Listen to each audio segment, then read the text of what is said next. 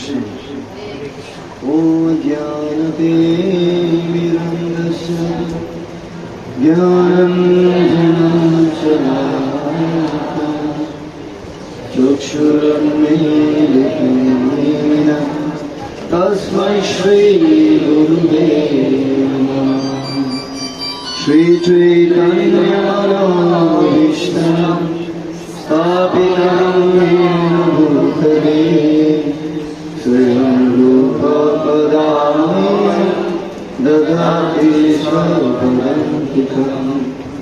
वन्देऽहं श्रीगुरुं श्रीयुतपदकमलं श्रीगुरून् वैष्णवांश्च श्रीरूपं सद्गजातं सहगणा रघुनाथान्वितं तं सजीवम् साद्वैतं सावधूतं परिजनसहितं कृष्णचैतन्यदेवं श्रीराधा कृष्णपादा सहगणा ललिता श्रीजगन्नाथ नमोऽयं विष्णुपादाय कृष्णप्रेष्ठाय भूतले श्रीमते भक्तिवेदान्त स्वामिनिति नामिने। नमस्ते सरस्वती देवे गौरवाणी प्रचारिणे निर्विशेषशून्यवादी पाश्चात्यदेशकारिणे वञ्चाकल्पतरुभ्यश्च कृपासिन्धुभ्यैव पतितानां पावनेभ्यो वैष्णवेभ्यो नमो नमः। जय श्री कृष्ण चैतन्य प्रभु नित्यानन्द श्री अद्वैत गदाधर श्रीवासादि गौर भक्तवृन्द। हरे कृष्णा कृष्ण कृष्ण हरे हरे हरे राम राम राम हरे हरे। ॐ नमो भगवते वासुदेवाय।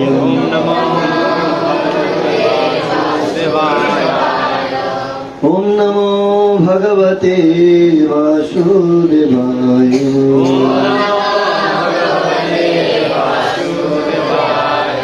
ॐ नमो भगवते वासुदेवाय।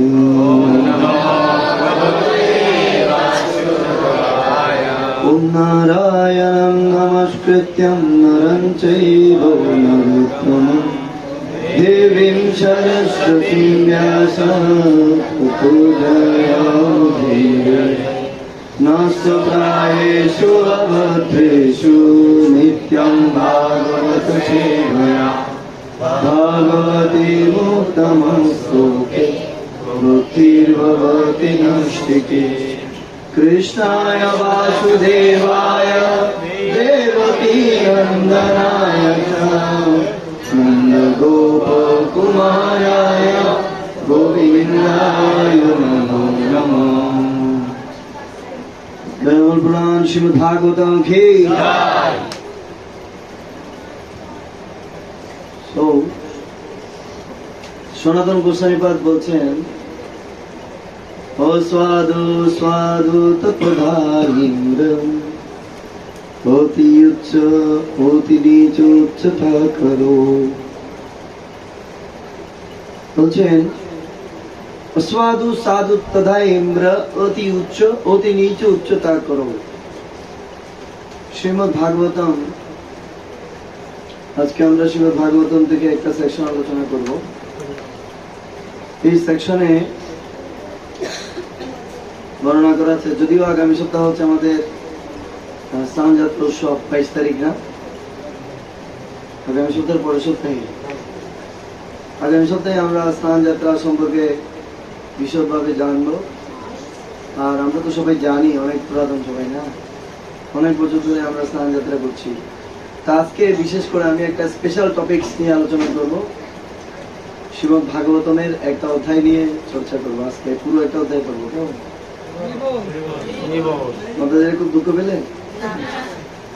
তাহলে আপনারা হরিবল দেননি যে, ছোট করে দিয়েছেন না, একটু জোরে করে দেন তো।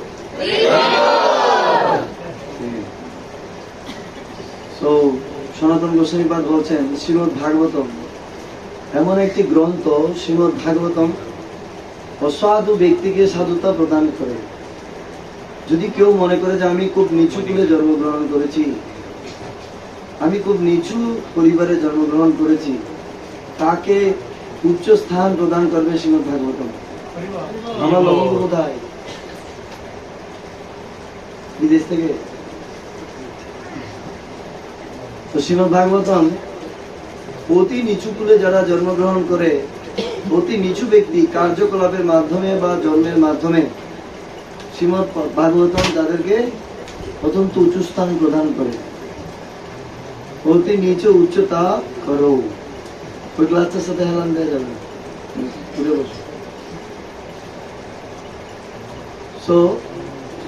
বলছেন হানমঞ্চ কদাচিৎ মম প্রেমনামৃত কণ্ঠস্ফুরম। হানমঞ্চ কদাচিৎ মাম, তুমি কখনো আমাকে পরিত্যাগ করো না, আর তুমি কৃষ্ণ প্রেম নিয়ে আমার হৃদয় এবং কণ্ঠে স্ফুরিত হয়। শ্রীমদ ভাগবতম। সো আমরা জেনেছি যে আমরা হচ্ছে আত্মা, চিন্ময় আত্মা, ঠিক না?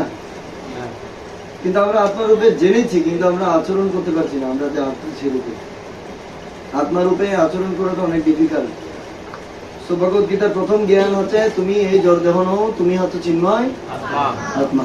তো চিন্ময় আত্মা আমরা জানলাম, জানার পরেও কিভাবে আমরা নিজেদেরকে মালিক হিসেবে মনে করি, নিজেদেরকে প্রোপাইটর মনে করি, নিজেদেরকে কন্ট্রোলার মনে করি, তারপর নিজেদেরকে আমরা ভোক্তা মনে করি, এনজয়ার মনে করি। আমাদের মধ্যে এই টেন্ডেন্সি গুলো যেতে অনেক সময় লাগবে। সেই জন্য বলছে এই টেন্ডেন্সি গুলো থেকে যদি কেউ মুক্ত হতে চায়, তাহলে তাকে ভগবত ভক্তির অনুশীলন করতে হবে। কি করতে হবে? সুভগবত ভক্তির অনুশীলন করতে হবে। আমরা আজকে এমন একজন ব্যক্তির কাহিনী শুনবো যে ভগবত ভক্তির অনুশীলন করেনি, অবশেষে মারা পড়েছে ভগবানের হাতে। সে কে? সে কে? সে কে? দেখে যাচ্ছে না?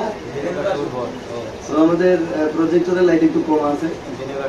ধেনুকাসুর, বলুন সবাই ধেনুকা। ধেনুকা মানে কি বলেছিলাম আগের সপ্তাহে। What is the meaning of ধেনুকা? ধেনুকা মানে হচ্ছে ধরে রাখা। কি ধেনুকা মানে কি? ধরে রাখার মেন্টালিটি, হোল্ডিং মেন্টালিটি। আকর্ষণ। হ্যাঁ, আকর্ষণ। আকর্ষণ না মানে কোনো কিছু আমার বলে ধরে রাখা। আকর্ষণ তো করে কৃষ্ণ সবাইকে। এই কি হলো? হ্যাঁ, বাতাস করবে, একটু সহ্য করো। কৃষ্ণ বলছে ভগবত গীতায়, মাত্র স্পর্শাত কন্দেহ শীতোষ্ণ সুখ দুঃখদা আগাম পাইন নিত্য তাং সুখা। কি কথা বলছে এখানে? সহ্য করতে বলছে না? তিতিক্ষস মানে কি? সহ্য করতে হবে, একটু গরম লাগবে, একটু শীত করাবে। তো এই জড়জগৎটা হচ্ছে আমাদেরকে কষ্ট দেওয়ার জন্য তৈরি করা হয়েছে। কেন? Because of our holding mentality. আমাদের ধরে রাখার, যে কোনো কিছু ধরে রাখার যে মানসিকতা, সেই মানসিকতার জন্য এই জড়জগৎ তৈরি করা হয়েছে। বেসিক্যালি আমাদের তিনটা মানসিকতা আমাদের খুব বেশি, একদম নাজুক, খুব খারাপ। একটা হচ্ছে নিজেকে এনজয়ার মনে করা, আমি এনজয়ার, সমগ্র জগৎ হচ্ছে আমার উপভোগের জন্য। একটা, প্রথমটা কি? আমি এনজয়ার, আমি হচ্ছে উপভোগকারী। আর নিজেকে নিয়ন্ত্রক বলে মনে করা। কি মনে করা? আমি সবকিছু নিয়ন্ত্রণ করি, এই পুরো ইন্ডাস্ট্রি আমার নিয়ন্ত্রণে চলে, এই পুরো এলাকা আমার নিয়ন্ত্রণে চলে, আমি এই পুরো এলাকার কি? হ্যাঁ, লিডার। তো এরপর বলা হচ্ছে আমি পুরো এলাকা নিয়ন্ত্রণ করি, এই পুরো এলাকা আমার, নিয়ন্ত্রক। তাহলে প্রথমটা কি ছিল? হ্যাঁ, এনজয়ার। আমি হচ্ছে ভোক্তা। সো আমি হচ্ছে এনজয়ার। এরপর এটা কি? কন্ট্রোলার। হ্যাঁ, আমি হচ্ছি কন্ট্রোলার, আমি সমস্ত জগৎকে আমি কি করি, নিয়ন্ত্রণ। এরপরে মেন্টালিটি হচ্ছে আমি হচ্ছি সবকিছুর মালিক। আমি কে? সবকিছুর মালিক। এই তিনটা মেন্টালিটি সমগ্র জগতে অশান্তির মূল কারণ। কিসের মূল কারণ? অশান্তির মূল কারণ। যদি কেউ বলে যে আমি অশান্তিতে আছি, এই তিনটা কারণই হচ্ছে এই অশান্তির মূল কারণ। এই তিনটা চিন্তা, মানসিকতা, এই তিনটা মেন্টালিটি। আমি এনজয়ার, আমি কন্ট্রোলার, আমি প্রোপাইটার। সেজন্য ভগবত গীতা পঞ্চম অধ্যায় 29 নম্বর শ্লোকে ভগবান বলছেন, ভক্তারাং জগতপসাম সর্বলোক মহেশ্বরম সুহৃদম সর্বভূতানাং জ্ঞাতমাম শান্তিমৃচ্ছতি।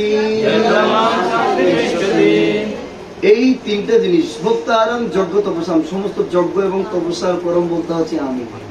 আমি মানে কে? কৃষ্ণ। কৃষ্ণ বলছেন সমস্ত যজ্ঞ এবং তপস্যার পরম বক্তা হচ্ছে আমি। তো আমরা দাবি করছি আমি, তাহলে কৃষ্ণের সাথে আমাদের কি হচ্ছে? কন্ট্রাডিকশন হচ্ছে কিনা? হ্যাঁ, সেটাই হচ্ছে অশান্তির মূল কারণ। ঘরে মাতাজি যদি বলে ঘরে এই পুরো ঘর আমি একলা নিয়ন্ত্রণ করছি, আমি একলা সামলাচ্ছি, তুমি কি করো ঘরে? আর প্রভু যদি বলে আরে আমি যদি ইনকাম না করি তোমার ঘর সামলানো কোথায় চলে যাবে, বানের পানিতে বেশি চলে যাবে। আর দুইজন যখন একজন একজনের সাথে ছুটাছুটি করবে তখন ঘরে শান্তি থাকবে? অশান্তির আগুনে জ্বলে পুড়ে মরবে প্রভুজি এবং মাতাজি বোধ, ঠিক না? কিন্তু সবাই যদি সবার কন্ট্রিবিউশনটা যদি স্বীকার করে, প্রভু যদি মাতাজিকে বলে না তুমি আছো বলে আমার ঘরটা এত সুন্দর গুছানো, আমার ছেলে মেয়েগুলো খুব ভালো, আর মাতাজি বলছে তুমি সারাদিন পরিশ্রম করে অর্থ ইনকাম করছো বলে আমাদের ফ্যামিলি এত সুন্দরভাবে চলছে, সবাই যদি সবার ক্রেডিটটা যদি সবাই সবাইকে দেয়, তাহলে সেখানে অশান্তির কোনো বিষয় আছে? নেই। তেমনি ভগবান হচ্ছে সমস্ত জগতের পরম ভোক্তা, কিন্তু আমরা বলছি আমরা হচ্ছি ভোক্তা, সেখানে হচ্ছে অশান্তির মেইন কারণ। পুরো জগৎ নিয়ন্ত্রণ করছে কে? ভগবান অ্যাজ এ নিয়ন্ত্রক, আর আমরা মনে করছি আমি নিয়ন্ত্রণ করছি, আমি চালাচ্ছি সব। এটা হচ্ছে অশান্তির কারণ। ভগবান বলছে সবকিছুর মালিক হচ্ছে আমি। তো আপনি দেখবেন কোনো একটা ব্যবসা প্রতিষ্ঠানে যান, সেখানে নিচে লেখা থাকে ছোট করে অমুক এন্টারপ্রাইজ, নিচে লেখা থাকে প্রোপাইটর অমুক। কৃষ্ণ বলছেন পুরো জগতের প্রোপাইটর হচ্ছি আমি, আর আমরা লিখে দিচ্ছি প্রোপাইটর আমি। তাহলে সেখানে কি হচ্ছে? অশান্তি হচ্ছে। আমরা লিখতে পারি টেম্পোরারি প্রোপাইটর আমি, টেম্পোরারি প্রোপাইটর লিখতে পারি, কিন্তু আমরা এটা না লিখে টেম্পোরারি ওয়ার্ডটা বাদ দিয়ে আমরা কি লিখে দিই? যদি কেউ অফিসে লিখে দেয় উনি হচ্ছে ম্যানেজিং ডিরেক্টর এমডি, আরেকজন হচ্ছে চেয়ারম্যান, আরেকজন হচ্ছে জিএম, আরেকজন হচ্ছে এসজিএম। তো এসজিএম যদি গিয়ে জিএম এর চেয়ারে বসে যায়, এটা কেটে দিয়ে কেমন হবে? জিএম এসে কোথায় বসবে? বসার জায়গা আছে? তখন কি হবে? ফাইটিং হবে। তার সাথে জিএম এর সাথে জিএম এর ফাইটিং হবে। এই তুমি আমার এটা কেটে দিয়েছো, তুমি তোমার এটা কেটে আমার জায়গায় বসেছো কেন? এই জগতে আমরা সবাই অ্যাসিস্ট্যান্ট, কিন্তু অ্যাসিস্ট্যান্টটা কেটে দিয়ে আমরা কি করি? আমরা ডাইরেক্ট মালিক সেরে যাই, অর্থাৎ এটা আমরা কেটে দিতে চাই সব সময়। সাময়িক। তো প্রোপাইটর মানে কি? প্রোপাইটর মানে হচ্ছে একটা জমির যিনি সবসময়ের মালিক, তিনি হচ্ছেন প্রকৃত প্রোপাইটর। যেমন কেউ দাবি করতে পারে এই ল্যান্ডটি হচ্ছে আমার, আমি কত বছর থাকবো এই পৃথিবীতে? 70, 80। এরপর মালিক কে হবে? এরপর মালিকানা চেঞ্জ হবে। তাহলে আমি মালিক ছিলাম না, আমাকে কিছু সময়ের জন্য এটা ব্যবহার করার সুযোগ দেওয়া হয়েছিল, কিন্তু আমি মনে করেছিলাম কি এটা আমার। এইভাবে যে আমাদের যে হোল্ডিং মেন্টালিটি, সেই হোল্ডিং মেন্টালিটির কারণে সমস্ত জগৎবাসী আমরা দুঃখ পাচ্ছি। জয় জগন্নাথ মহাপ্রসাদ। এত সুন্দর মালাটা কে কাটলো? হ্যাঁ? ঠিক আছে, এটা পরে বললা তুমি পাবে কেন? শ্রী শুক উবাচ ততশ্চ পৌগন্ড বয়স্মিতো ব্রজে ভূভুবতুস্থো পশুপাল সম্মতো গাশ্চারয়ন্তু সখিবি সমম পদ বৃন্দাবনম পুণ্যম অতীব চক্রতু। শ্রী শুকদেব গোস্বামী বললেন, বৃন্দাবনে বসবাসকালে শ্রীরাম ও শ্রীকৃষ্ণ, শ্রীরামকে জয়, বলরাম কে জয়, বলরাম, শ্রীরাম ও শ্রীকৃষ্ণ যখন পৌগণ্ড বয়স প্রাপ্ত হলেন, তখন বৃন্দাবনের গোপগণ তাদের গোপালনের কার্য গ্রহণ করতে অনুমতি দিলেন। কিসের? গোপালন। তাদের সখাদের সঙ্গে এভাবে নিয়োজিত হয়ে বালক দুটি বৃন্দাবনের ভূমিকে তাদের পাদক চিহ্নের দ্বারা অতীব পবিত্র করে তুললেন। তো কৃষ্ণ যখন ছোট ছিলেন, গোপাষ্টমীর দিন কৃষ্ণকে দায়িত্ব দেওয়া হয়েছিল কিসের? গোবৎস চারণের জন্য। ছোট ছোট ছোট ছোট বাছুরদের পালন করতেন। তো যখন তারা আরেকটু বড় হলেন, বড় গোপালন চিন্তা করলেন যে কৃষ্ণ এবং বলরামের এখন গোপালনের সময় হয়ে গেছে। তখন কৃষ্ণ এবং বলরামও চিন্তা করছে, আমরা তো এখন বড় হয়েছি, এখন কি আমরা বাচ্চা চড়াবো? এখন আমরা বড় গাভী চালাবো। তো বাবাদেরকে গিয়ে বললেন, কাকে? নন্দ মহারাজকে গিয়ে বললেন, বাবা বাবা, আমরা এখন বড় গাভী চালাতে কি আমাদের অনুমোদন হয় না? আমরা কি এখন বড় গাভী চালাতে পারি না? তো সেই ইনফরমেশনটা গেল মা যশোদার কাছে। মা যশোদা বলছে, না, তুমি রাজার ছেলে, তুমি কেন গোচারণ করবে? তোমাকে গোচারণে যেতে হবে না। আমার অনেক পরিচারক আছে, ওরা গোচারণ করবে, অনেক উপবালক আছে, ওরা গোচারণ করবে, তুমি কেন গোচারণে যাবে?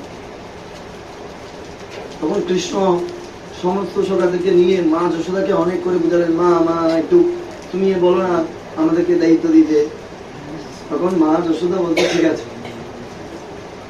তখন কি হলো, তখন বৃন্দাবনে যশোদা মাতা সহ সমস্ত গোপীরা, মাতৃস্থানীয় গোপীরা নন্দ মহারাজের কাছে গিয়ে বললেন যে কৃষ্ণ চাচ্ছে সমস্ত গোপবালকদের নিয়ে তারা এখন বড় গাভী চড়ানোর দায়িত্ব গ্রহণ করবে।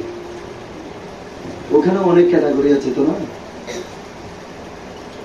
তো নন্দ মহারাজ বলছে, আচ্ছা তোমরা বড় গাভী চালাতে চাও, তা আমি তো তোমাদেরকে পারমিশন দিতে পারি না। ঠিক আছে, আমি সমস্ত, এখানে বলছে দেখুন, পশুপাল সম্মত, কোথায়? এখানে পশুপাল সম্মত মানে যারা পশুপালন করে সমস্ত গোপদের, পিতৃস্থানীয় গোপদের সম্মতি সূচক, অর্থাৎ সম্মতি নিয়ে তারা কৃষ্ণ এবং বলরামকে তারা কি করলেন? তারা পশুপালনের জন্য অনুমোদন করলেন। আর তখন তাদের বয়স কত ছিল? 6 থেকে 10 বছর বয়সকে কি বলে? পৌগণ্ড। ততশ্চ পৌগণ্ড বয়স্ত্রিত ব্রজে। কৃষ্ণ যখন লীলা বিলাস করেছেন এই জগতে, তখন 3টি বয়স, একটা আছে, একটা কি, একটা ছিল কি কুমার, তারপর হচ্ছে কৈশোর, পৌগণ্ড, আরেকটা কি, আরেকটা হচ্ছে না বাল্য, কৈশোর। পৌগণ্ডের পরে হচ্ছে কৈশোর, আর কৈশোরের পরে কৃষ্ণ আর কি হয়নি, চেঞ্জ হয়নি। কৃষ্ণের যখন 125 বছর বয়স, তখন তিনি দেখতে নবকিশোর মূর্তি, নবকিশোর মূর্তি। হ্যাঁ, অনেকে বলেন নব যৌবনে ইস্যু। যখন রাধারানী আদি গোপীদের সাথে যখন লীলা বিলাসের বর্ণনা হয়, সেখানে লিখে নব যৌবনে ইস্যু, নব যৌবন। আর নব যৌবনটা হচ্ছে কৈশোর থেকে যৌবনে পদার্পণ করে সেখানে স্টপ, আর বাড়েনি। আপাত দৃষ্টিতে কৃষ্ণের একটা যে ভগবত ধামের যে একটা ফর্ম, সে ফর্ম নিয়ে কৃষ্ণ এসেছেন। আর তিনি এখানে লীলা বিস্তার করার জন্য এই বাল্য অবস্থা, পৌগণ্ড অবস্থা, কৈশোর অবস্থা অতিক্রম করেছিলেন। তারপর কি হলো? তন্মাধব বেনু মুদারয়ন বৃত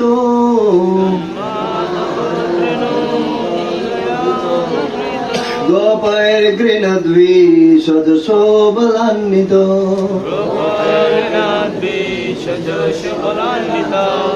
পোষণ পুরস্কৃত্য বশব্যমাবিশা বিহর্তু কামা কুসুমাকরম বনম। তারপর কৃষ্ণ কি করলেন, তিনি লীলা বিলাস আস্বাদন করবেন, তার সমস্ত বন্ধুদেরকে নিয়ে বনে প্রবেশ করবেন। আর কৃষ্ণ তখন গাভীগুলোকে সামনে রেখে পোষণ পুরস্কৃত মানে গাভীদেরকে সামনে রেখে, অগ্রে রেখে কৃষ্ণ বলরাম বাঁশি বাজাতে বাজাতে বিহর্তু কামম কুসুমাকরম বনে, বাঁশি বাজাতে বাজাতে পুষ্প শোভিত ও পশুগণের জন্য পুষ্টিকর বনে প্রবেশ করলেন। কে? কৃষ্ণ এবং বলরাম। তারপর কি হলো, এভাবে তারা যখন বনে প্রবেশ করলেন তখন কি হলো,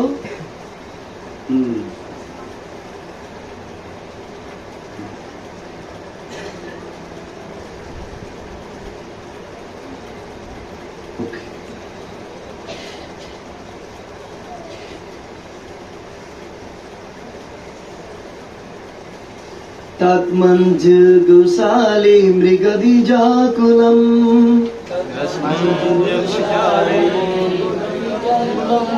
महात्मनो प्रख्यपयो सरस्वता पातेन जुष्टं शतपात्रगन्धिना निरीक्षरन्तुं भगवान् मनोदधे। পরম পুরুষোত্তম ভগবান সেই বনটি নিরীক্ষণ করলেন।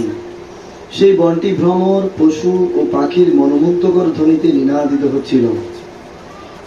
সেখানে ছিল একটি সরোবর, যার জলরাশি ছিল মহাত্মাদের মনের মতো স্বচ্ছ। কিসের মতো? মহাত্মাদের মনকে সরোবরের সাথে তুলনা করা হয়েছে। কেন? একটু পরে আমরা আলোচনা করছি। এবং সেই বনে শত পাপড়ি যুক্ত কমলের সৌরভ মৃদুবন্ধ বায়ুতে প্রবাহিত হচ্ছিল। এই সমস্ত দর্শন করে শ্রীকৃষ্ণ সেই পবিত্র পরিবেশ উপভোগ করতে অভিলাষ করলেন। দেখুন বৃন্দাবনের সৌন্দর্য, বৃন্দাবন কেমন সুন্দর ছিল। ভ্রমর, পশু এবং পাখির মনোমুগ্ধকর ধ্বনিতে নিনাদিত হচ্ছিল। আর সেখানে যে সরোবর ছিল, সরোবর যার জলরাশি ছিল মহাত্মাদের মনের মতো স্বচ্ছ। কিসের মতো? মহাত্মাদের মনের মতো স্বচ্ছ। স্বচ্ছ কেন প্রয়োজন? কোন জলরাশি বা সরোবর যদি স্বচ্ছ না হয় তাহলে কি হবে? আমরা সেখানে স্নান করি, আমরা সেখানে যাই, সে জল আমরা মুখে নিই না। তো যখন কোন সরোবর যখন পবিত্র থাকে, স্বচ্ছ থাকে, তখন আমাদের অত্যন্ত ভালো লাগে। আমাদের হৃদয় যখন মহাত্মাদের মতো স্বচ্ছ হবে, তখনই কৃষ্ণ আমাদের হৃদয়ে সেবা উপভোগ করতে অভিলাষ করে।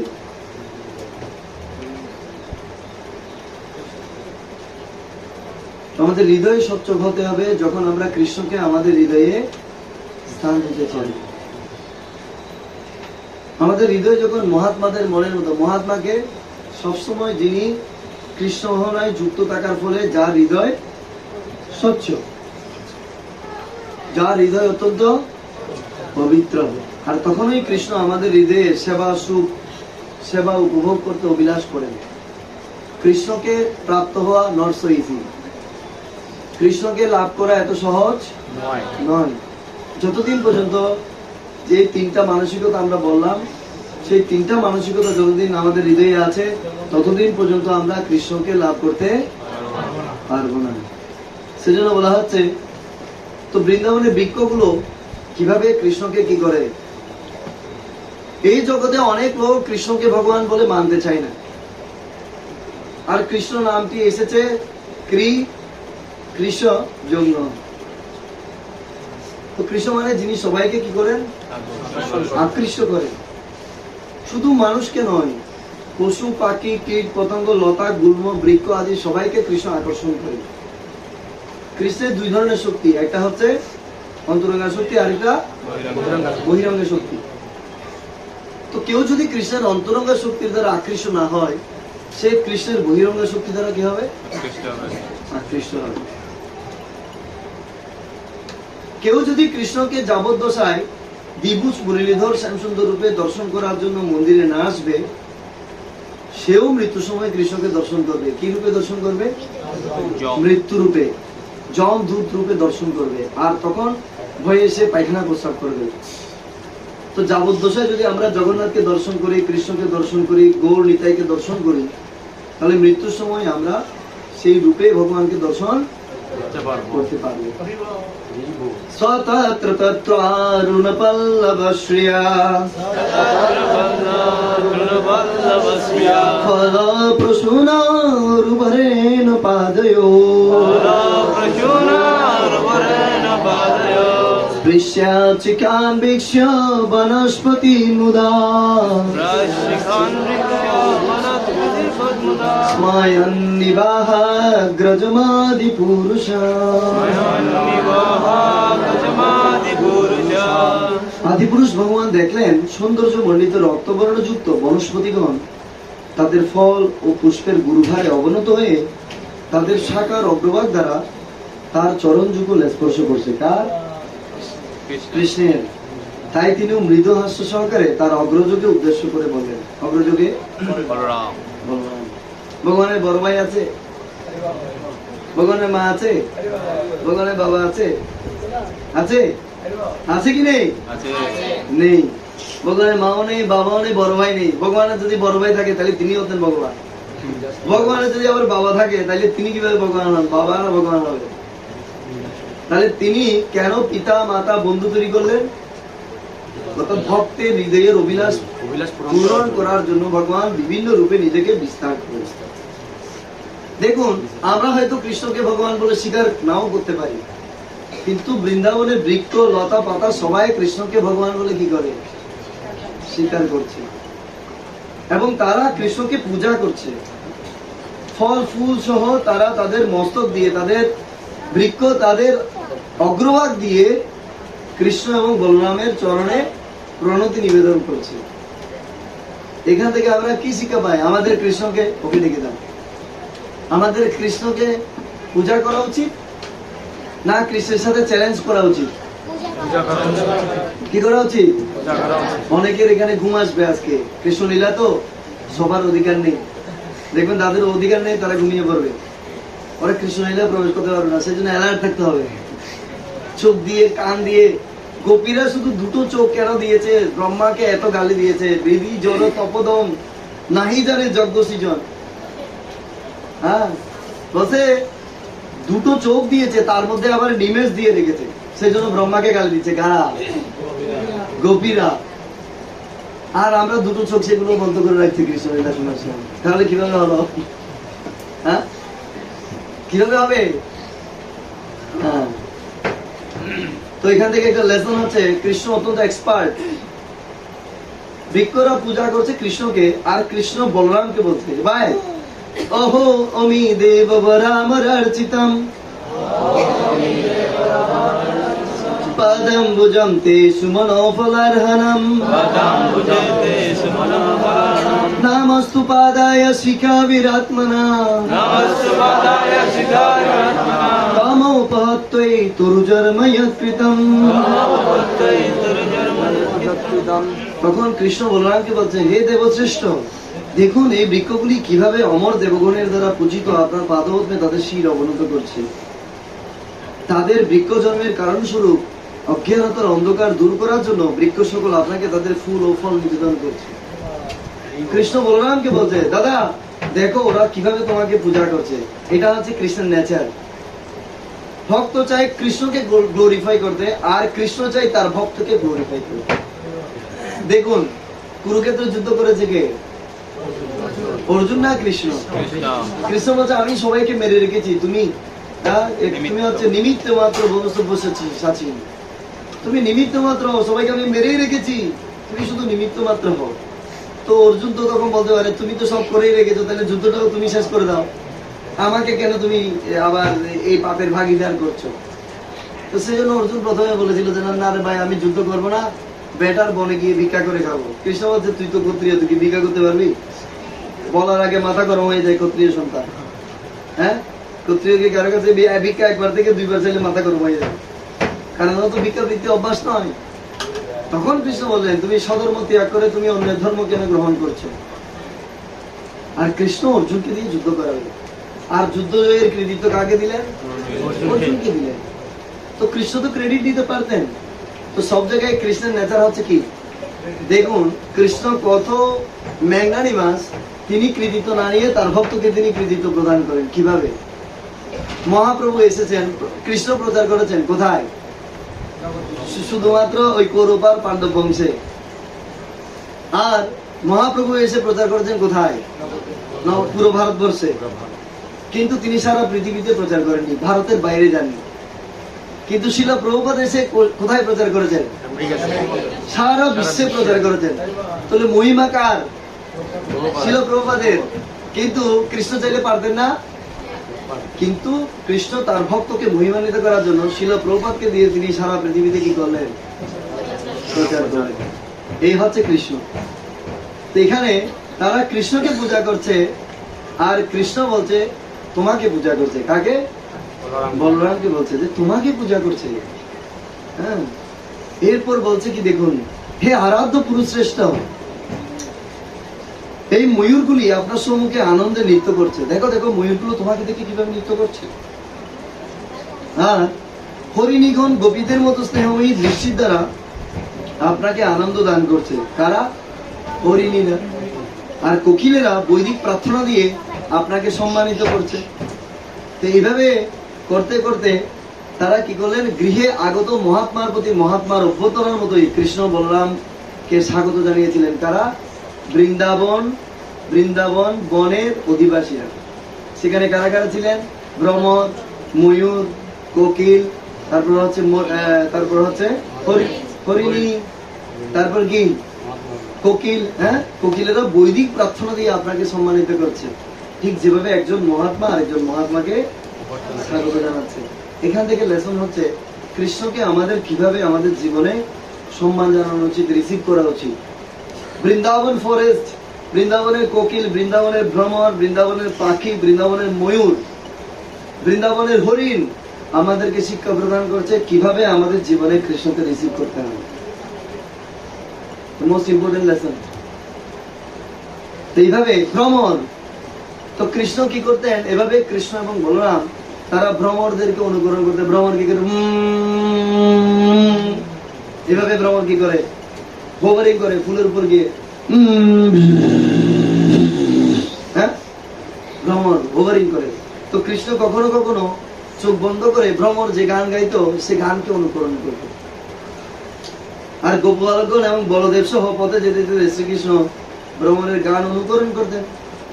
কখনো পাখি ডাক শুনে আবার রিপিট করতেন। আমরা কি পাখি ডাক বুঝবো না, কিন্তু কৃষ্ণ বুঝতে পারেন কে কি বলছে। কৃষ্ণ সমস্ত ভাষা বুঝেন। পাখি যেভাবে ডাকে সেভাবে ডাক। কখনো কোকিলের ডাক, আবার কখনো রাজহংসের ডাক অনুকরণ করতেন। এভাবে বৃন্দাবনের ফরেস্টে প্রবেশ করলেন। কখনো তিনি গোপবালকদের হাস্য করে বলতেন, এই দেখো দেখো এই ময়ূরটা জানে না কিভাবে নাচতে হয়। তখন কৃষ্ণ ময়ূরের মতো নিচে দেখাতেন, এইভাবে নাচতে হবে। আর গোপবালকরা সবাই হেসে ফেটে পড়তেন একদম। হ্যাঁ, এভাবে কৃষ্ণ কখনো সুখ পাখি, কখনো রাজহংসের ডাক অনুকরণ করতেন, কখনো ময়ূরের নাচকে অনুকরণ করতেন বৃন্দাবনের বনে। এই সমস্ত ক্রিয়া করতে করতে এবং তার জ্যেষ্ঠ ভ্রাতা বলরামের চরণ কি করতেন? মেসেজ করে দিতেন। আর বলরাম অনেক সময় কৃষ্ণের কোলে মাথা রেখে শুয়ে পড়তেন, ক্লান্তি লাঘবের জন্য তাকে সাহায্য করতেন। তো একদিন এভাবে করে করে বৃন্দাবনে তো তারা কি করলেন? সব বন্ধুরা একত্রিত হলেন। তো বন্ধুরা একত্রিত হয়ে কি বলছে জানেন? কি বলছেন? একজন গোপবালক, সে কে? তার নাম হচ্ছে শ্রীদাম। আপনারা বলেন, শ্রীদাম নাম গোপাল, রাম কেশব সখা, সুবলস্তক কৃষ্ণদ্যা, গোপা প্রেমনে দ্রব ধ্রুবা। শ্রীদাম, রাম কেশব। শ্রীদাম নামক গোপাল রাম এবং কেশবকে বলছেন। রাম মানে বললাম, আর কেশব মানে কৃষ্ণ। কে কে বলছেন শুভস্তক কৃষ্ণ, আর হচ্ছে অনেকে প্রেমের স্বরে বলছেন, প্রেম সহকারে এই কথাগুলি বললেন। কি বললেন? রাম রাম মহাবাহো কৃষ্ণ দুষ্টু নিবর্হনা ইতহ বিদুরে সুমহা বানম তালারি সংকুলম। হে মহাবাহু রাম, হে দুষ্ট দমনকারী কৃষ্ণ, এখান থেকে অনতি দূরে সারি সারি তাল বৃক্ষে পূর্ণ একটি মহৎ, একটি বৃহৎ বন রয়েছে। কি বন? তাল বন। কোন বনে প্রবেশ করবে? বৃন্দাবনে 12টি বন, এর মধ্যে একটি বন হচ্ছে তাল বন। তাল বন এত সুমিষ্ট, তাল বন এত সুমিষ্ট, সেই তাল ফল থেকে রস বের করে সেটা দিয়ে মদ বানাতো। কে? কংস। কংস মদ বানাতো, আর সেখানে পাহারাদারকে, পাহারাদার হচ্ছে একটা অসুর। কেন কেন বললো রাম রাম মহাবাহ কৃষ্ণ দুষ্টু নিবর্হন? দুষ্টু নিবর্হনে কেন বললো? যে এখানে একটা দুষ্ট লোক কিন্তু এখানে পাহারাদার, আগে থাকতে বলে দিচ্ছে তুমি তো দুষ্টের দমনকারী, তো এখানে ওই তাল তাল বাগানে কিন্তু ওই দুষ্ট লোক আছে। সে কে?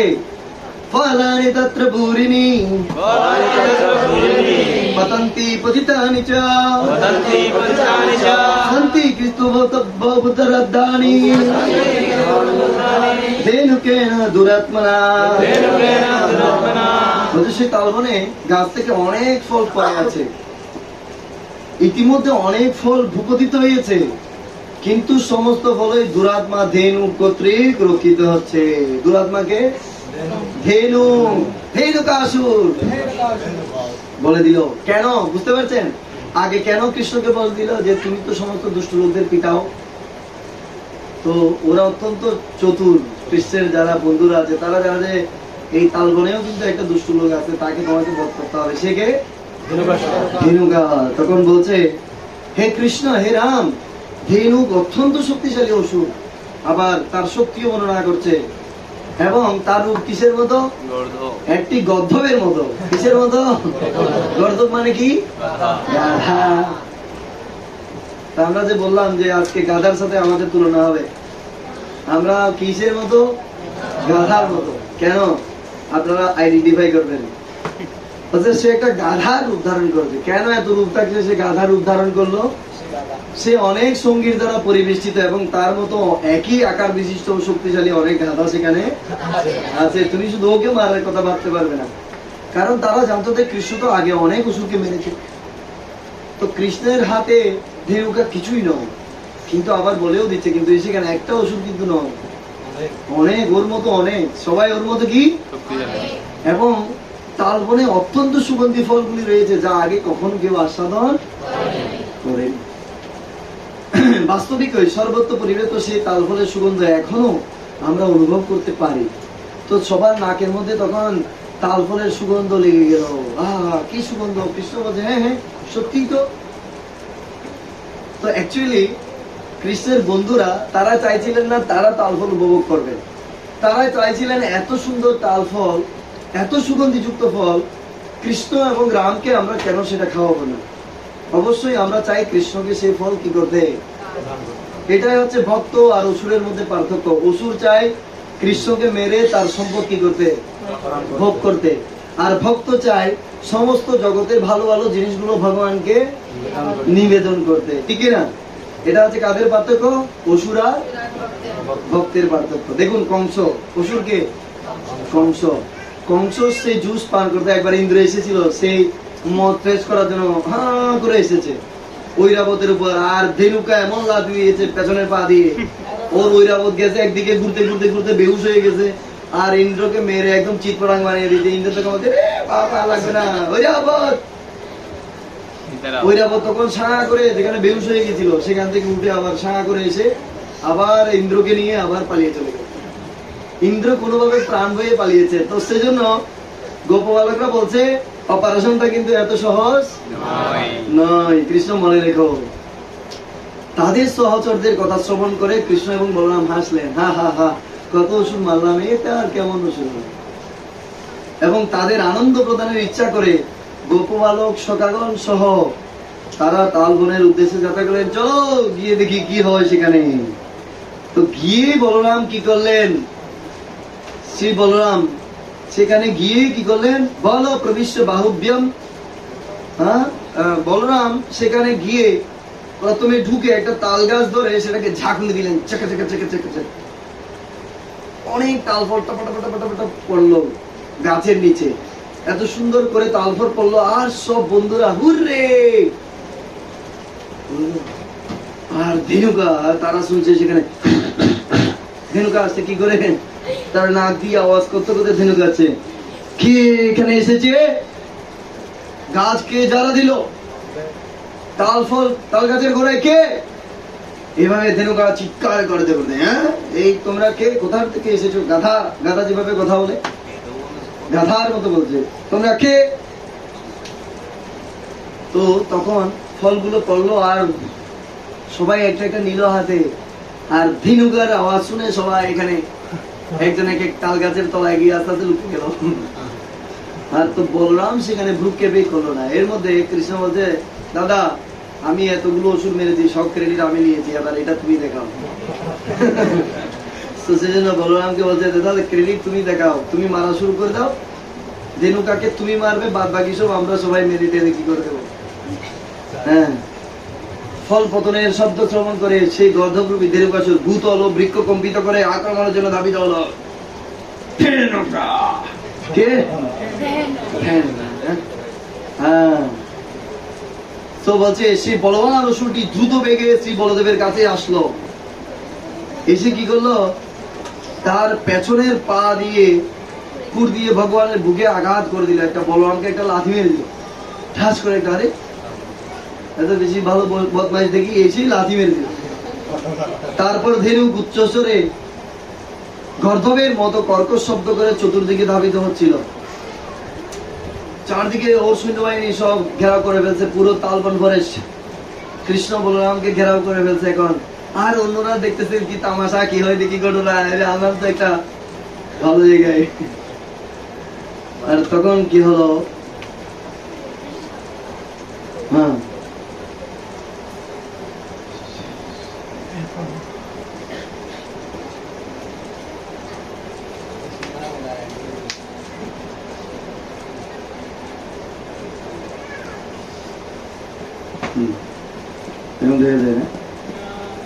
ওকে।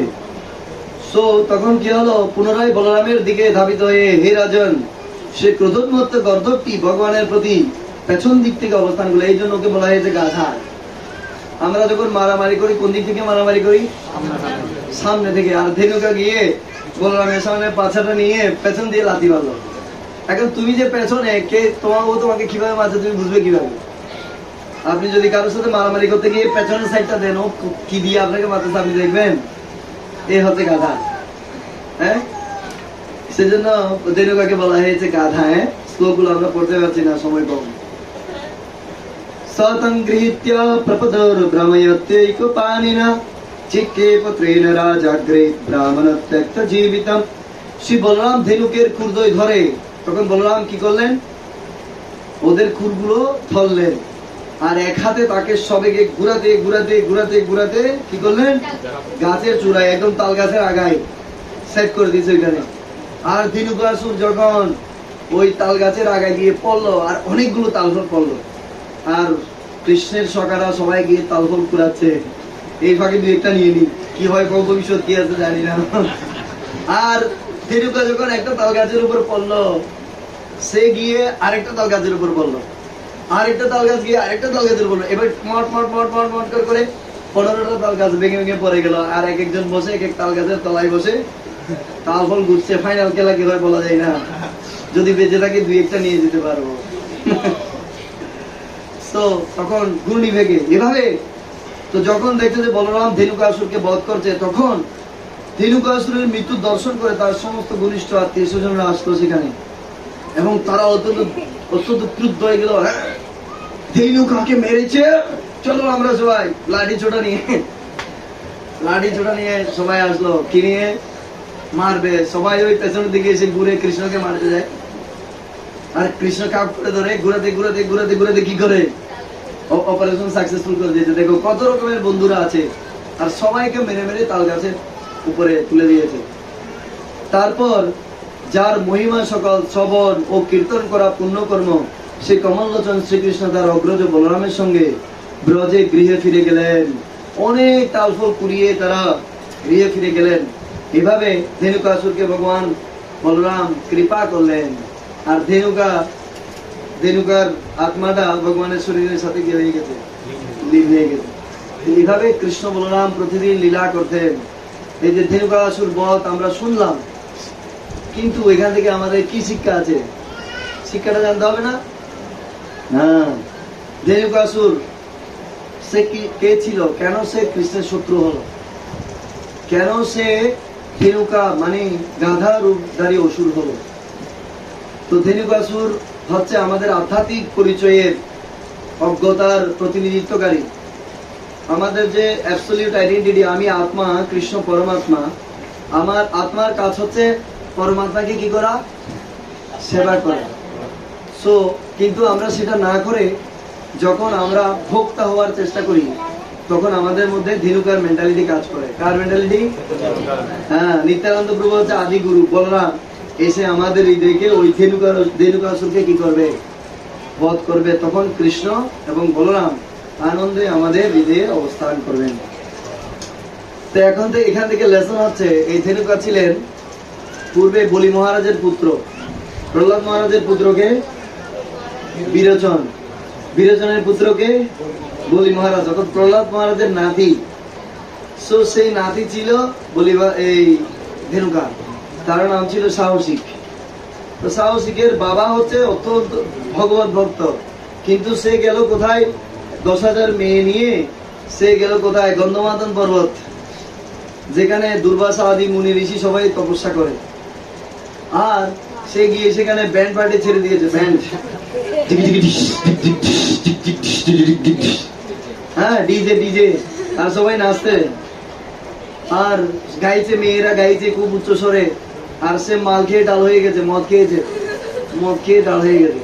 আর দুর্বাসা যখন ধ্যান করবে, তার ধ্যান ভঙ্গ হয়ে গেল।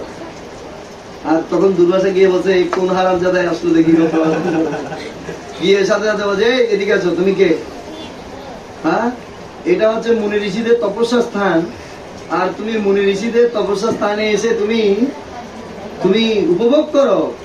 দাঁড়াও, তোমাকে দেখাচ্ছি মজা। তোমার যেহেতু গদ্ধবের মতো চেতনা, তুমি একটা গাধা হয়ে জন্মগ্রহণ করবে। কি হয়ে? গর্দবসুরে পরিণত হয়ে গেল সাথে সাথে, দুর্বাসার অভিশাপ। তো তখন তার চেতনা ফিরে আসলো, কার? সাহসিকের। তখন তিনি ক্ষমা প্রার্থনা করলেন, হে মুনিবর, আমার ভুল হয়ে গেছে, ক্ষমা করুন। বলছে, ঠিক আছে, অভিশাপ তো দিলাম, সেটা আর তুলে নেওয়া যাবে না, কিন্তু তুমি এমন জায়গায় বৃন্দাবনে তালবনে গিয়ে তুমি অসুর হয়ে সেখানে অবস্থান করবে, আর বলরাম এসে তোমাকে উদ্ধার করবে, তোমাকে বধ করে তোমাকে উদ্ধার করবে, আবার তুমি ভগবানের কাছে ফিরে যেতে পারবে। এইভাবে তাকে আশীর্বাদ করলেন। অসুর প্রকৃতির লোকেরা তারা নিজেকে কোনো একটি জমির মালিক বলে দাবি করে এবং অন্যের সম্পদ জবরদখল করতে চায়। কেউ তাদেরকে বাধা দিলে তাদেরকে হত্যা করতে চায়। এ হচ্ছে কার মেন্টালিটি? ধেনুকা। পুরো বৃন্দাবনের মালিক কে? কৃষ্ণ বলরাম। আর ধেনুকা কৃষ্ণ বলরাম যখন গেলেন, তাদেরকে স্বাগত জানালেন, সেলুট করলেন, কি করলেন?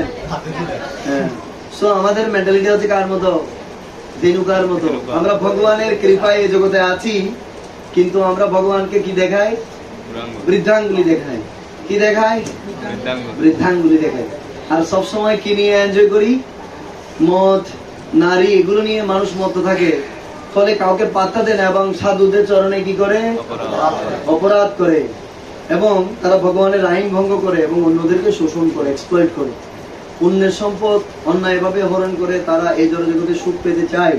সেজন্য এই ধেনুকা প্রবৃত্তি সম্পন্ন মানুষ কখনো এই জগতে সুখী হতে পারে না। আর বলদেব বিদ্যাভূষণ হচ্ছে, বলদেব হচ্ছেন কি? অখণ্ড গুরুতত্ত্ব।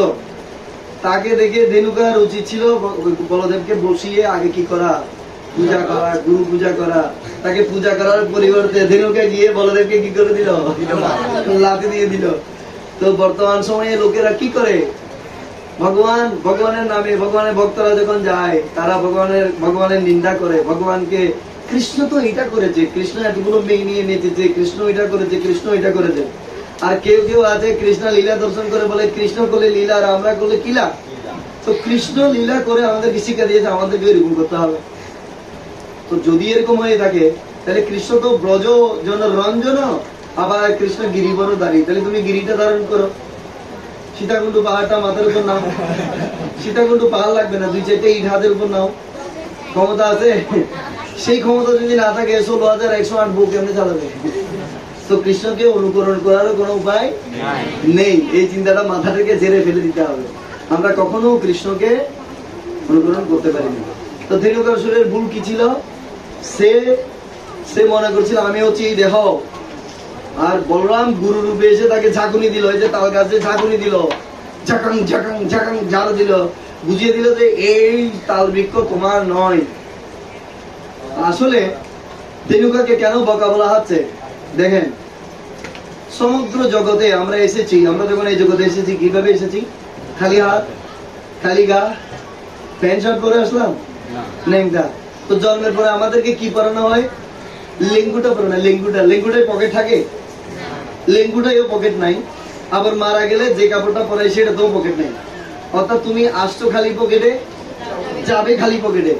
কিন্তু জীবদ্দশায় আমরা ড্রেস পরি এতগুলো পকেট, এখানে পকেট, এখানে পকেট, এখানে পকেট, এখানে পকেট, এখানে পকেট, পেছনে পকেট, সামনে পকেট, ঠিক না? তার মানে এই জগতে যা পাই সব আমার আমার আমার। আমরা সবকিছু কি করতে চাই? আমরা সবকিছু আমাদের, আমি মালিক সাজতে চাই এই জগৎ। তাহলে যা কিছু আমার নয় তার প্রতি আমরা এত আসক্তি কেন? একটা ছোট বাচ্চাকে দেখেন, ছোট বাচ্চার হাতটা কিরকম থাকে? এরকম। ওর হাতটা এরকম করে আঙ্গুল দেবেন, ও আঙ্গুল ধরবে, কলম দেবেন, কলম ধরবে, যা দেবেন তা ধরবে, মা যাবে মায়ের কাপড় ধরবে, ঠিক না?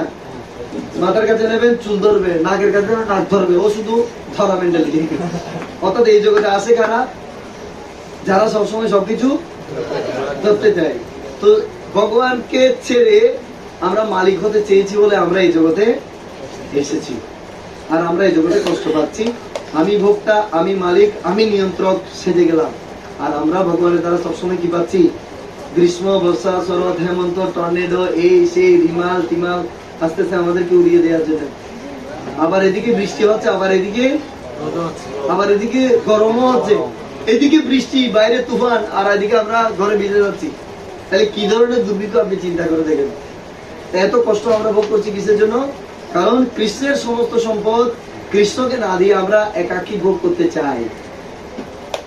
আর যে পরিমাণ কৃষ্ণকে দিতে চাই, কৃষ্ণ যে পরিমাণ আমাদেরকে দিয়েছে তার তুলনায় কিছুই নয়। কৃষ্ণ বলতে আমি তোমায় যা দিয়েছি তার অর্ধেক আমাকে ব্যাক করবে। আর আমরা কৃষ্ণকে 1% দিই, 2%, 3%। তো কৃষ্ণ আমি কি দিচ্ছি সেটা নিয়ে খুশি নয়। কৃষ্ণ দেখতে চাই আমি কত রেখে দিয়েছি। আচ্ছা, এতগুলো রেখে দিয়েছো, ঠিক আছে, তুমি আগামী শুক্রবার ডাক্তারের কাছে যাবে, তুমি স্ট্রোক করবে, আর যা ব্যাগ ব্যালেন্স আছে সব আইসিইউতে দেবে। ডাক্তার তোমার থেকে, আমাকে এমনি দেবে না, তো আমি ঘুরিয়ে টুরিয়ে তোমার থেকে নেবো। কিভাবে নেবো? তো সেজন্য বেটার এটা বুঝতে পেরে দেরিকার মেন্টালিটি ত্যাগ করে আমরা যদি ভগবানের রথযাত্রা, স্নান যাত্রা, ভগবানের মন্দির হচ্ছে, সেগুলোর জন্য যদি আমরা পার্সেন্টেজ হিসাব করে দিই, ভগবান তুমি আমাকে 1 কোটি দিয়েছো, আমি তোমায় মাত্র 50 লাখ দিলাম, এভাবে যদি আমরা 50% শাস্ত্র অনুসারে যদি ভগবানকে দিই, ভগবান বলতো রেশিও ঠিক আছে, তোমাকে আর প্যারাসিটামল খেতে হবে না। কি বলবে? তোমাকে হাসপাতাল তো দূরের কথা, তোমার প্যারাসিটামল খেতে হবে না, আমি তোমাকে সমস্ত পাপ থেকে কি করবো? মুক্ত করবে। এটাই হচ্ছে শরণাগতি। কিন্তু দেনুকা দেখেন, আমরা যখন এই জগতে আসি আমাদের মুদ্রাটা থাকে কিরকম? এরকম। আর যখন মানুষ মারা যায় হাতটা কিরকম থাকে? গোলা। অর্থাৎ এই জগতে সবকিছু ছেড়ে আমাদেরকে চলে যেতে হবে। সেই জন্য বলা হচ্ছে, একটু পড়ুন, কেউ একজন জোরে পড়ুন, সবাই পড়েন।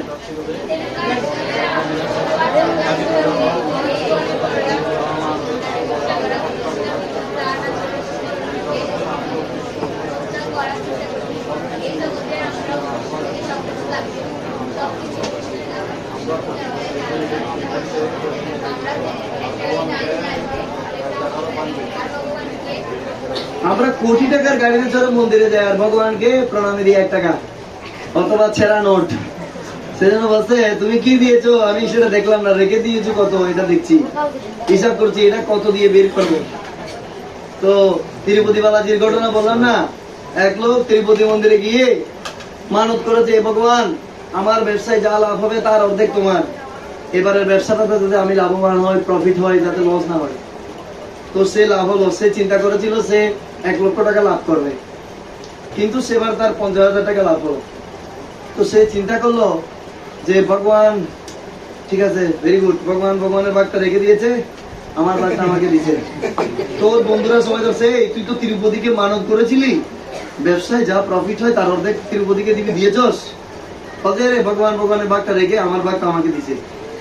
এই জন্য আমার তো 1 লাখ টাকা লাভ হওয়ার কথা ছিল, আর এখন 50,000 টাকা আমার কাছে আসলো, তার মানে ভগবান ভগবান ভাগ রেখে দিল। তখন বন্ধুরা তো মানে না, বন্ধুরা বলছে এই চিটিং করা যাবে না, ভগবানের সাথে চল চল চল।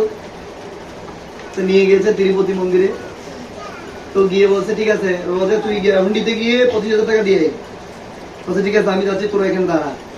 তো প্রণাম প্রণাম করে ওরা দাঁড়িয়েছে, লাড্ডু কিনে খাচ্ছে, আরো হুন্ডিতে দিতে গেল, মানিব্যাগ থেকে 100 টাকার নোট বের করলো, আর 100 টাকার নোট বের করে হুন্ডিতে 100 টাকা ফেলে দিয়ে টুক করে কেউ না দেখে মতো বলছে হ্যাঁ হ্যাঁ আমি ভগবানের ভাগটা দিয়ে এসেছি। এই জগতে আমাদের মেন্টালিটি হচ্ছে সব এরকম, 25,000 টাকা দিতে হবে ভগবানকে, এখানে 100 টাকা দিয়ে সন্তুষ্ট করে ফেলছি, সাধু তো খুশি, রূপেশের বউ খুশি হয়ে গেছে আমি 100 টাকা দিচ্ছি, ভেরি গুড। কিন্তু রূপেশের বউ জানে না আপনার পকেটে কথা আছে, কিন্তু ভগবান তো জানে। তো গিয়ে কিছু দূর গিয়ে যখন প্রসাদ পেতে গেল, দেখে হাতের আংটিটা নাই। হাতের আংটিটার দাম কত ছিল? 24,900 টাকা। তো নেমে এসে কথা বলে, তোর হাতের আংটি কই রে, তোর ডায়মন্ডের আংটি? আংটি কোথায় রে, আংটিটা কোথায় রে, কোথায় গেছিস? বলতে হুন্ডি পর্যন্ত গেছিলাম, এরপরে আচ্ছা আমিও তো দেখেছি তুই যখন হুন্ডিতে টাকা দেওয়ার জন্য ব্যাগ থেকে টাকা বের করছিস তখন তোর আংটিটা ছিল। তখন বলছে মনে হয় হুন্ডিতে পড়ে গেল রে। ভগবান ভগবান 25,000 টাকা একদম তার ভাগ ভগবান কি করেছে, এক মহিলার বাচ্চা হচ্ছে না, তো তিরুপতিকে গিয়ে বলছে আমাকে একটা পুত্র সন্তান দাও, আমি রাখবো না, এটা তোমার সেবার জন্য দিয়ে দেবো। আর ছেলে যখন একটু একটু বড় হলো, মাম্মা পাপ্পা ডাকছে, মায়ের স্নেহ তো, মা এত মোহিত হয়ে গেল, মা বলছে কিভাবে দেবো কিভাবে দেবো, না দেবো না, আমার কাছে টাকা, আবার বলে না আরেকটু বড় হলে দেবো। এভাবে ক্লাস 5 পাস করে ফেলছে ছেলে। ছেলে আর দেয়ার নামগন্ধ নেই। একদিন বলে যে যাক তিরুপতির নামে তোকে এনেছি, অন্তত ওকে দিত নাই তিরুপতিকে, অন্তত ওকে একটু তোকে তিরুপতিকে দর্শন করি আমি, চল বাবা চল। তো মা আর ছেলে গেছে তিরুপতিকে দর্শন করতে। তো দর্শন করতে মা ছেলের হাতে 100 টাকার একটা প্রণামী দিয়েছে, আর ছেলে হুন্ডি, এখানে হুন্ডি হচ্ছে ঘরের মতো বড় বড় হুন্ডি। তো হুন্ডিতে 100 টাকা দিতে গেছে, ছেলেটা পড়ে গেছে এখানে, আর সাথে সাথে এখানে জানা হয়ে গেছে হুন্ডিতে ছেলে পড়ে গেছে, মানে এখন আর এটা ভগবানের, এটা নিয়ে যাবে। তো সাথে সাথে বড় পূজারি আসলো, সে এসে জিজ্ঞেস করলো তুমি সত্যি করে বলো তুমি কি মানত করেছিলে যে এই ছেলে তিরুপতিকে দেবে? বলতে হ্যাঁ আমি মানত করেছিলাম, কিন্তু আমি দিই নাই। বলছে ভগবান নিয়ে নিয়েছে, এখন তুমি চলে যাও। সো এরকম অনেক ঘটনা আছে তিরুপতি মন্দিরে। সো ভগবান এইভাবে লীলাবিলাস করে আমাদেরকে শিক্ষা দেন, ধনুকাসুরের মতো। ভগবানকে দিতে আমাদের কখনো ইতস্তত করা উচিত নয়। দেখুন সমস্ত ফল ফুল, সমস্ত বৃক্ষ ফল দেয় কার জন্য? ভগবানের জন্য। সমস্ত বৃক্ষ ফুল দেয় কার জন্য? ভগবানের জন্য। কিন্তু আমরা সেটা চুলের খোপায় বুঝি, ঠিক তো? আমাদের জন্য ফুল ফুটে না। সো আজকে যে লক্ষ্মী আমরা প্রাপ্ত হয়েছি, তাও কার থেকে প্রাপ্ত হয়েছি? কৃষ্ণ থেকে। তাহলে আমরা তাকে দেওয়ার জন্য আমরা কেন কি করব? হ্যাঁ, আমরা কেন কৃপণতা করবো? বলছে টাকা আপনি যদি না ছাড়েন, টাকা আপনাকে ছেড়ে চলে যাবে। এই কয়েকদিন সময় আপনি হাসপাতালে অক্সিজেনের মাস্ক লাগিয়ে রাখবেন, আর এদিকে টাকা ব্যাংক থেকে বেরোতে থাকবে, টাকা আপনার কাছে থাকবে। হাসপাতালের পরে এসে টাকা পেলেও যখন এই বডিটা যখন ছেড়ে দেবেন, টাকা আর আপনার থাকবে না, ভাগ হয়ে যাবে। সেজন্য গাধা আর মানুষের মধ্যে পার্থক্য কি? গাধা সে সারাদিন পরিশ্রম করে কিসের জন্য? এক মুঠো ঘাসের জন্য। আমরা সারা সপ্তাহ পরিশ্রম করি এই শুধু দুবেলা দুমুঠো অন্ন খাওয়ার জন্য। তা আমি অন্ন তো খাবো দুটো, কিন্তু সারাদিন কেন আমি পরিশ্রম করি 12-14 ঘন্টা? যে সময় দিয়ে ভগবানকে আরাধনা করা দরকার, যে সময় এসে ভগবানকে আরতি করা দরকার, তো শাস্ত্রে বলেছে মানুষ কেবল 8 ঘন্টা পরিশ্রম করবে। আমি আমার যেটাতে দেখতাম তারা সকাল 6টায় চলে যেত মাঠে, আমরা 9টায় খাবার নিয়ে যেতাম পান্তা ভাত, আর তারা 1টায় চাষবাস সেরে চলে আসতো, দুপুরে খেয়ে একটু রেস্ট করতো, রেস্ট করে বাজারে যেত, বাজার সাজার এনে যখন সন্ধ্যা হতো ঘরের উঠোনে সব পুরুষরা আসতো, মহিলারা সব রান্না আগে ভাগে শেষ করতো, আর 7টা থেকে ভাগবত পাঠ শুরু হতো, মহাভারত পাঠ শুরু হতো, রামায়ণ পাঠ শুরু হতো। কোথায় গেল সেদিন? এখন সবাই টেলিভিশন নিয়ে নিয়ে ঘরে বসে দেখি। রামায়ণ মহাভারত কোথায় ঢুকে গেল? স্টার জলসা জি বাংলার সিনেমাতে ঢুকে গেল। আর এখানে শিখছে কিভাবে বউ শাশুড়ির সাথে শাশুড়ির চুল ছিঁড়বে, আর শাশুড়ি কিভাবে বউয়ের চুল ছিঁড়বে, হ্যাঁ, একজন একজনের সতীন হবে। তো এই টেকনিক শিখছে কোথায়? ওই টেলিভিশনে। সেই জন্য আমাদের এই ধীরুকার মেন্টালিটি আমাদের পরিত্যাগ করা উচিত, আবার সেই দিনে ফিরে আসা উচিত যেদিন আমরা ভগবানের সঙ্গে আমাদের পর্যাপ্ত কি থাকবে, সময় থাকবে। সেই জন্য গাধার অনেক মাঠে অনেক ঘাস, সে অনেক ঘাস খাবে না, ওই শুধু সারাদিন ধোপি, ওকে পরিশ্রম করি 1 মুঠো ঘাস দেবে, রেডিমেড ঘাস, এটা খাওয়ার জন্য পাগল। তো ভগবান আমাদের জন্য এত কিছু দিয়েছে, আমরা তাতে সন্তুষ্ট নই। আফ্রিকার জঙ্গলে অনেক বড় বড় হাতি, তারা টন টন খায়, লেখাপড়া করেনি, কলেজে যায়নি, ভগবান তাদের খাবার প্রতিবেলা প্রোভাইড করে। আর আমরা লেখাপড়া করে সার্টিফিকেট নিয়ে মানুষের দৌড়াতে হয়, আর খাইতেও পারি না টাইম টু টাইম, আবার ইনকাম না করলে খাইতে পারি না, খাওয়া বন্ধ হয়ে যায় আমাদের। তাহলে দেখুন মানুষ কেন এত কষ্টে আছে। অন্য জীব প্রজাতির খাবার ভগবান দিচ্ছে, তাহলে মানুষের খাবার কেন ভগবান দিচ্ছে না? কেন? আমরা পর্যাপ্ত পরিমাণ সময় ভগবানকে দিচ্ছি না বলে ভগবান আমাদেরকে খাদ্যও দিচ্ছে না। কঠোর পরিশ্রম করে আমাদেরকে খাদ্য আহরণ করতে হচ্ছে। দেখুন আর কিছুদিন পরে আমরা প্লাস্টিকের চাল খাবো। কিসের চাল? প্লাস্টিকের চাল। সেজন্য বলছে চৈতন্য মহাপ্রভু বলছেন যে আমরা যতই কৃষ্ণকে দেব ততই কৃষ্ণ আমাদেরকে দেবেন, তাকে আরো বেশি করে দেওয়ার জন্য। বুঝে গেল? কৃষ্ণ যদি আপনাকে না দেয় পকেটে, অনেকে বলে প্রভু আশীর্বাদ করেন, কৃষ্ণ যদি দেয় তাইলে দেব। তা আশীর্বাদ তো করে দিলাম, ঠিক আছে, কৃষ্ণ পকেটে পুড়িয়ে দাও, কিন্তু কৃষ্ণ তো দিল 50,000, কিন্তু আপনি কৃষ্ণকে দিয়ে দেন 5,000, তো কেমন হলো? তো কৃষ্ণকে দিতে হবে কত? 25,000, অর্ধেক 25,000 দিতে হবে। এইভাবে যতই আরো দেবেন তখন দেখবেন কৃষ্ণ আরো 50 ঢুকিয়ে দিল পকেটে। 25 আপনার, 25 ভগবানের। Thank you everybody. জয় ধীরুকাসুর কি, ধীরুকাসুর কি জয়, জয় ভগবান বলরাম কি, কৃষ্ণচন্দ্র কি। তো আমরা সবাই আজকে থেকে ধীরুকাসুরের মেন্টালিটি পরিত্যাগ করব, ভগবানকে পূজা করব, ভগবানের আরতিতে সময় দেব। মন্দির হচ্ছে, আস্তে আস্তে মন্দিরে যখন আরতি হবে ভগবানের আরতিতে পার্টিসিপেট করে এবং ভগবানের জন্য নিজের পকেট উজাড় করে আমরা ডোনেশন করব। সামনে রথযাত্রা, সামনে স্নান যাত্রা, সেই প্রোগ্রামগুলো যাতে আগে থেকে সারা যায়। আর মন্দিরের কাজ তো আপনারা দেখেছেন, এখন গিয়েও দেখবেন কতটুকু হলো, এতটুকুই শেষ। আর বাদ বাকিটুকু আপনারা যদি পকেট থেকে ছাড়েন, ধীরুকাসুর মেন্টালিটি ছেড়ে দেন, আর কৃষ্ণকে যদি আপনারা আপনাদের অফার করেন, তাহলে আমরা কন্টিনিউ করতে পারবো। জয় শ্রীকৃষ্ণ চৈতন্য প্রভু নিত্যানন্দ, শ্রী অদ্বৈত গদাধর শিবাসাদি গৌর ভক্তবৃন্দ। হরে কৃষ্ণ কৃষ্ণ কৃষ্ণ হরে হরে, হরে রাম রাম রাম হরে হরে। জয় অমর পুরাণ শ্রীমদ ভাগবতম কি জয়, জগন্নাথ বলদেব সুভদ্রা মহারানী কি। প্রণাম করুন, সবাই প্রণাম করুন, মাথা নিচু করুন। জয় শ্রী রাধা মাধব কি, কৃষ্ণ বলরাম কি, শিল প্রভুপাদ কি, অনন্ত কোটি বৈষ্ণব ভক্তবৃন্দ কি। ফ্রাইডে ফিস্ট প্রোগ্রাম কি, ফ্রাইডে ফিস্টে বৈষ্ণব সেবা নেই, বৈষ্ণব সেবা যারা দেবেন ভবিষ্যতে তাদের জন্য তাদের জয় কি। Thank you. হরে কৃষ্ণ।